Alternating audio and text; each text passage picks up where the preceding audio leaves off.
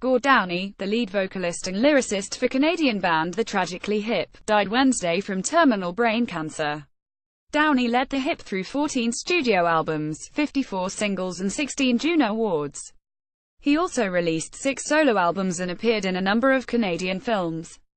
Downie's final performance came as a surprise guest at a Blue Rodeo concert at Toronto's Massey Hall in February 2017. Downie's close friend and Blue Rodeo founding member Jim Cuddy spoke about his fondest memories of Downie's commitment to Indigenous rights and his favorite Tragically Hip song, Bob Cajun, in an interview with CTV National News chief anchor and senior editor Lisa Laflamme. The following is a transcript of a 6-minute interview with Cuddy, slightly abridged and edited for clarity and brevity. Laflamme: Jim, it is such a sad day for this country.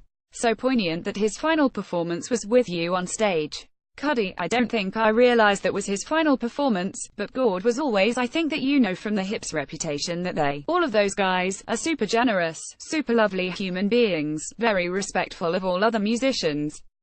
Gord would show up at gigs here and there, or we would play together, and it was always a good hang because we go right back to the beginning.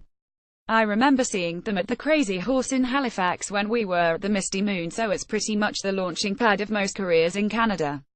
So, the influence is just that we were fellow travelers on this path and that he was resolutely himself, and that was reinforcing for other bands that operated like that too. Plus, since he got sick, he was such a love man.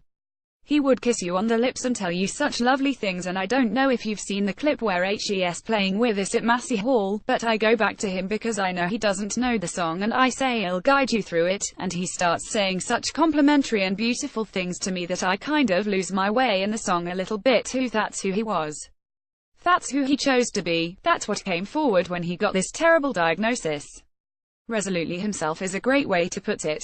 In one of his songs he has this line: always resonated with me, and so many others. He sang let's get friendship right. How did he bring that line to life, Cuddy? It started off from a fairly intimate level with Gord. You could do small talk, but it was also meaningful small talk.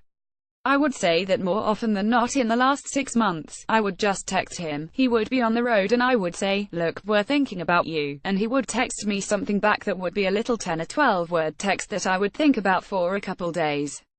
And he was a very intimate comrade, and he was like that with everybody. I am one of many, many friends that he had, but obviously there was a general concern about Gord and just this outpouring of love. And I think that made everyone in the music community really proud that we had somehow gotten to this stage where we were making our living from music, but more importantly we're all operating on a decent and loving level, and Gord was a big part of that. It was so much more than music though. His advocacy work became really part of his legacy. His impact on Canada was so profound, right to our roots. Cuddy: well, you'd have to think in the last 10 years, musicians have lost their political teeth because they're not really influencing any elections anymore. But in terms of activism, Gord started a conversation that had been dormant for a long time. I think everybody knew about residential schools, but they felt it was part of the past, and Gord brought that up again and realized that those are wounds that are not healed yet in this country, and I know he didn't do it single-handedly, and I know his close circle of friends and brothers helped him do it, but I think he started a conversation that will stay around for a long time and will have a huge impact on how those two cultures, the indigenous culture and the invading culture, get along for the next 50 years. And for the next few hours, at the end of this long day, is there one song you will turn up to volume 11 in his honor? Cuddy laughs. You know, I would probably listen to his latest solo record, but I love the song Bob Cajun, and I used to bring up to Gord that I didn't understand the timeline. I don't understand how you're leaving the house a little after 9 and you've seen the constellations reveal themselves, and he would never answer. He would just laugh, and it took me a long time to realize HES reminiscing in the song, HES talking about another time. So, probably because that means something to me about him and his response to it all, he'll play Bob Cajun. I don't know. I don't know if I'm ready to do any of that. Good point. Such a poet and a genuinely profound loss.